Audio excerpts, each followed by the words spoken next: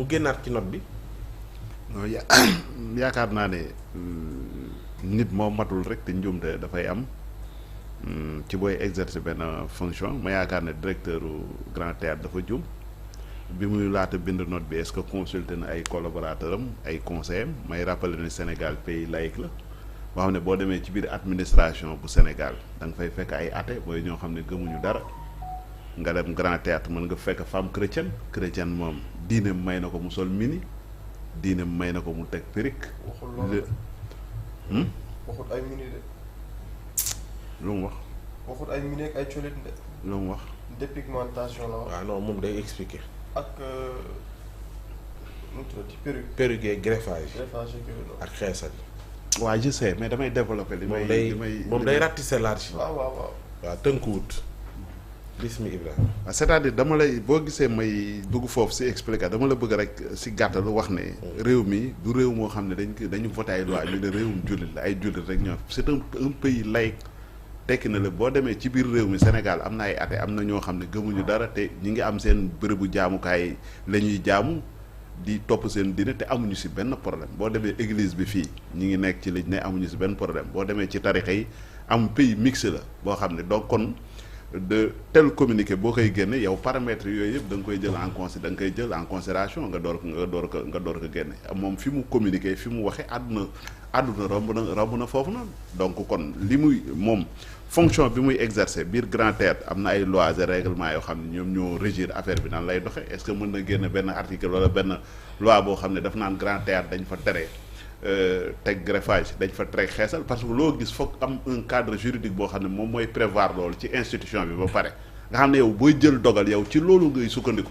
mais mënoo jël dogal bi yow si sa propre initiative kon ma jàpp ne bon moom bu demee bay def vidéo rek di joxe ay yeneen élément de réponse di justifier wu rek kon moom war na xam ne erreur am na te erreur bu amee li gën a yomb mooy da nga koy accepter nga dellu si ginnaaw mu jeex quoi waaw moom nuyu naa la nga xalaat ci lan yow. salaamaaleykum maa ngi lay nuyu bu baax. ay nuyu waa Boston yi ma la wax say note lu mu la jox.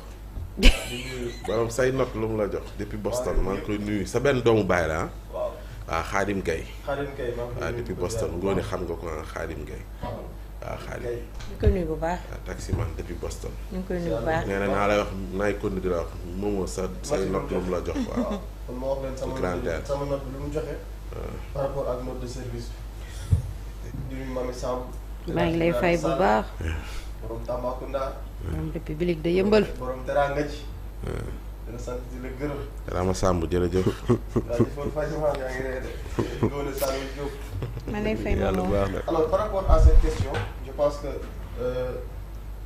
ñëpp gis nañ note boobee nga xam ne génne nañu ko fële ca Grand Théâtre mais man contrairement ak nu ko la majorité di gisee man je pense que le DG tort bi mu am mooy am gis-gis boo xamante ne société bi mu nekk àggu ko fa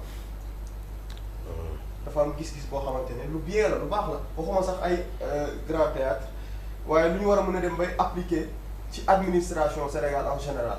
waay ndaw Samba. man loolu laa gëm loolu mooy sama gëm-gëm. dëgg la. loolu mooy sama gëm-gëm mooy waxuma la Grand Théâtre mais lu ñu war a dem ba àgg ci Sénégal ñu ne administration lëmm nii la war a doxee règle yi lañ fi war a imposer bon léegi nag dañu nekk ci société boo xam ne accepté guñu àgg foofu wala àgg guñu foofu donc soo bëggee anticiper sur ces questions là je pense que c'est très normal que mu jur micro moomu est-ce que baax na. que mu jur coow vérifier. waaw faaw ñu dégg ma di wax ni ak man ñëw demal. que c'est très important ñu comprendre lan la c'est bon. mooy Oh, faible.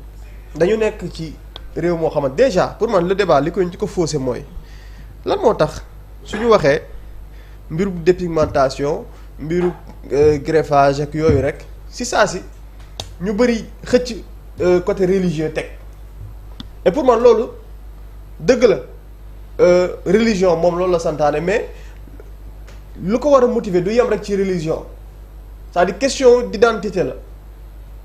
d'identité la maanaam au-delà ngay wax ne way mesure bii kat diw dafa jàpp ne mbirub diine la par exemple Ibrahima Sall bi wax ne Sénégal am na ay athée mais man pour man même athée yi sax même ñi gëmul yàlla sax je pense que am na identité boo xam ne dañ ko war a am léegi nag le problème mooy dans cette société dañoo toll foo xamante ne nii mën a teg yooyu pour man eggaguñu ci maanaam il faut que ñu dox lu sori pour mën a àgg ci niveau boobu mais je pense que vraiment c'est des choses yoo xam ne war nañ ci mën a réfléchir gis nañu par exemple à la télé ay at ci ginnaaw dañ daan dugal ay publicité ay produits dépigmentation di jàll depuis quelque temps jàllatul est-ce que loolu dañu nekk di stigmatiser ay nit wala dañu nekk di xañ ñenn xëy na seen loo xam ne seen choix la déedéet mais dafa am loo xamante ne nii. CNRA mu fëggoon ci taabal ji.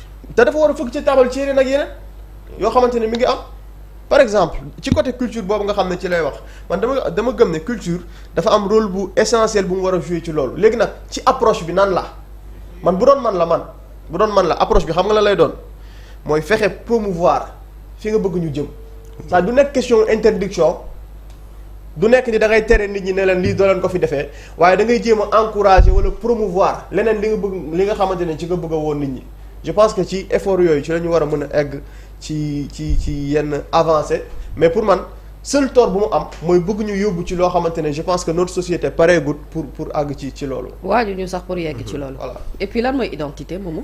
identité mooy nit di nga doon. mooy lan. dama juddu nekk africain. après africain nu muy mel. africain day mel ni mu mel ni mu juddoo. oui mais comment. nan la juddoo ba mu judd ni mu mel. naan ni mu mel bi mu juddoo identité am ni mu mel. non mais je reste sur ma faim sur ton explication en fait. Quand tu me parles d'identité lan mooy identité bi nga bëgg a wax. identité mooy li naturel ci yow ni la yàlla bindee. c'est ce que tu veux dire. léegi loolu laa wax. et donc on doit continuer à marcher nu. ni nga juddoo ni nga mel. je n'ai pas dit ça. oui qu'est-ce que tu dis je veux comprendre. li ma wax leer na. wallaay je veux comprendre li nga wax. dama comprendrewul en fait parce que xam nga tu sais. moo ko tey leer na ma ne moo ko tey. yeewu na. loolu moom leer na ma ne rek moo ko tey. fa yeewu nga. gis nga moomoo. nanguwul jël. dafa am leen loo xamante ne je le partage entièrement avec toi et je vais te le dire ici. gis nga li jëm par exemple ci aujourd'hui faire un réveil de conscience par rapport aux femmes et leur dire ne vous n'utilisez pas des produits dépigmentants parce que li jëm ci wàllum xeesal baaxul. am na ay conséquences mën na la indil cancer mën na la indil ay types de peau tout comme on l'a fait sur ce plateau quand on évoquait la question de la chirurgie esthétique. et je dis et répéter ici que man du ma juger ñi koy def seen choix la mais xëy na peut-être su ma leen doon conseiller dinaa leen wax acceptez-vous tel que vous êtes. parce que ci loo xamante ne dans le long terme tout comme la dépigmentation dans le long terme surtout quand tu n'utilises pas de bons produits. après gis nañu fii ni muy yàqee der jigéen par exemple moi je peux comprendre qu'on sensibiliser ba ci xëy na amaana man mi jigéen su ma ko dee use sax mu leer ma ne li may utiliser baaxul ma bañ a sax pousse xëy na ñeneen ñi par exemple moi j'ai une nièce boo xam ne xale la elle a la peau noire mais elle a une noirceur je crois que yéen ñëpp gis ngeen ko comment elle est noire dama koy wax tout le temps ne ko bul utiliser ay produits xeesal parce que day yàq sa peau et de plus en plus teint noir ni mu rafetee ak brillance bi mu am. non c'est magnifique. dafa rare par exemple on a une femme journaliste Fatima Kidé je ne sais pas ndax vous la connaissez. Oui, bien sûr. qui a une noirceur une beauté xale boobu macha allah yàlla na ko yàlla fal cat. mais teint noir bi mu am man dama koy gis damay kontaan parce que su ma gisee ku am teint noir bu rafet nga di ko toppatoo parce que toppatoo der bu ñuul. moo gën a sax metti gën a cher réellement que sax di jënd yenn produits yi nga xam ne amaana benn tube ngay jënd bu 500 ñaar mu yàq sa der souvent aussi donc femme bi li koy pousser muy dugg ci loolu mën na nekk bëgg-bëggu boppam comme mën na nekk une certaine influence si tu veux de la société ou un certain même complexe bu ñu mën a développer mais loolu mënoo cee ŋàññi nit baa nga xas ci nit directement li nga mën mooy conseiller ko sensibiliser orienter mais moi j'ai toujours été contre et archi contre li jëm par exemple ci body shaming bien que je suis pas du tout féministe te lu ci bëri ci samay gis-gis d'accord ma ci ak ñoom je suis archi contre la discrimination et je suis archi contre le jugement parce que dama jàpp ne looy tere nit amaana yow yaa ngay def leneen loo xamante ne moom moo ko raw fuuf bu nu ko tënkee ci diine wala ñu tënk ko rek ci règle de société pour man le respect c'est d'accepter l'autre par rapport ak gis-gisam ak vision am ak ni muy demee buñ la joxee structure bu mel ni Grand Théâtre aujourd'hui si tu me rappelles les nattes d'hier léttu démb mais léttu démb du woon karaw kese moomoo si on parle d'identité culturelle léttu démb kese am na lu caraxoon muy leen wala muy mèche muy indi forme culturelle bi nga xamante ne moom ngay gis amaana am na ñoo xamante ne aujourd'hui góor ñu bari bu ñu amee seen jabar bëgg nu ñuy takk perruque par exemple seen jabar bu lettoo live wala mu lettu karaw da leen di neex te la majeure partie góor ñi noonu la ñu mel noonu la ñuy réfléchir est-ce que comprendre nga jamono nag day dox jamono day dox te soo koy def noonu day mujj après karaw bi day si parce que xoolal cheveux nappes yi cheveux crépus mun di ko def noonu cheveux nappes yi cheveux crépus dafa rafet chez la femme africaine déedéet du loolu sax non c'est-à-dire xoolal qu'on est tous d'accord moi j'aurais compris qu'ils me disent ok aujourd'hui allez je suis le directeur du Grand Théâtre je vais initier un programme parce que il y a beaucoup de naturalistes dans ce pays s'il ne le sait pas am na ñoo xamante ne ci identité culturelle bi ba ci dans les termes de costumisation ak ci li nga xamante ne moom mooy culture u démb ci loolu la ñuy liggéey mu initier benn programme benn semaine boo xamante ne le but c'est de sensibiliser sur li jëm ci wàllu dépigmentation indiwaat teint noir indiwaat nettu démb indiwaat colinu démb pour fàttali nit ñi bañ a génn ci ancrage culturel bi nga xamante ne moom la ñu am te moom la ñu moom mais gis nga la culture ni mu lay appartenir ouverture am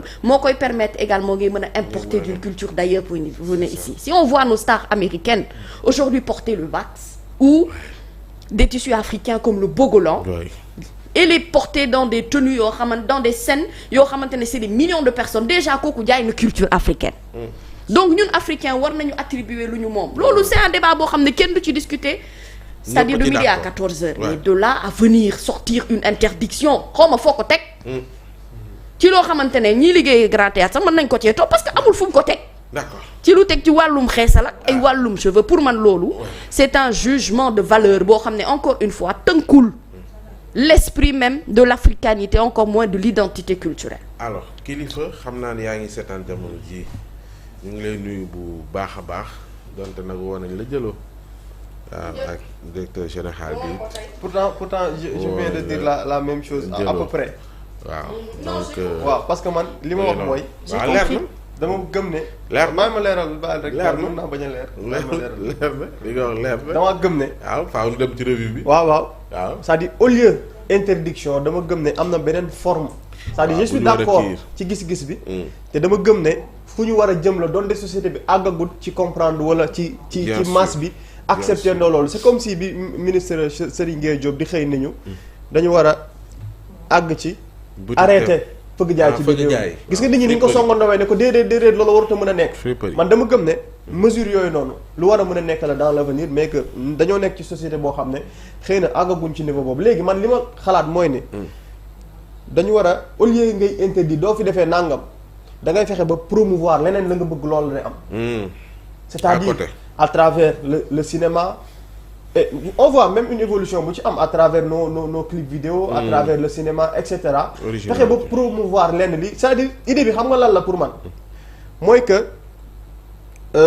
man su may tux cigarette par exemple man maa ngi koy def mais war naa mën a nangul wala ma accepter ne ki ko deful maanaam ñàkk koo def moo gën def ko.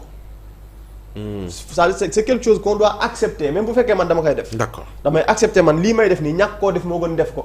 et que ci loolu tey nañu xalaat ces générations futures man je pense que dañu war a dem ba àgg ci niveau boo xamante ne am na lu fi jot a xew dans le passé par exemple boo xoolee ay at yi weesu wala ci jamono yu njëkk ya xëy na yooyu doon phénomène yenn yi doon amee. amante ko ci jamono ji parce que am na peut-être benn conscience bu am moo tax ma jàpp ne évolution la. dafa am fu mu jëm foo xam ne bu fa àggee nit ñi peut-être dinañ toll en mesure di mën a accepter yenn mesures yooyu. merci. nuyoo Grand Théâtre ñu ngi leen di ziar bu baax a baax xam naa ne kilifa moom incha allah ñàkk nañ ko am ci yeneen i jamono moo tey mu ngi seetaan day teel a xëy dem bi nga bëggee teel a xëy teel ngaa ñëw Rama Samb maa ngi lay nuyu di la ziar bu baax a baax xam naa ne mu ngi joindre ñu waa ci anniversaire le premier ministre Ousmane Sonko ak ñoom madame Fall ñoom ñëpp gis naa gars yi ñu tàmbalee yëglu ba ci xam naa Boissy Ngoné Saliou Diop ci suba ba léegi ma ngay woote ñu ngi koy wuyu moom xam naa na mu yenoo anniversaire bi moom kéemtaan la ma ngay joxe numéro ñu ngi koy woo mu ngi wuyu yenn saa yi coom dugg mooy complice am coom. dama si enquête waa sama wërsëg nag. waaw anniversaire kenn lépp dem moitié la moi. da ngay baasaale waale. damay paasaale waale moom kay fi mu toll nii moom bu benn gâteau demee jàpp ne 5 gâteau lekk naa ko. loolu lay dégg de. Pape nag. waaw baax na incha Pape bàyyi ñu ci wàll rek bàyyi ñu seere bu dugg ci gàm boobu. alors laataa ñoo ñëw ci anniversaire bi ak yeneen poñ yi nga xam te ne dañu ko laal ci kanam incha allah dañu ànd ak Mamy Samb madame Niang mu jox ñu la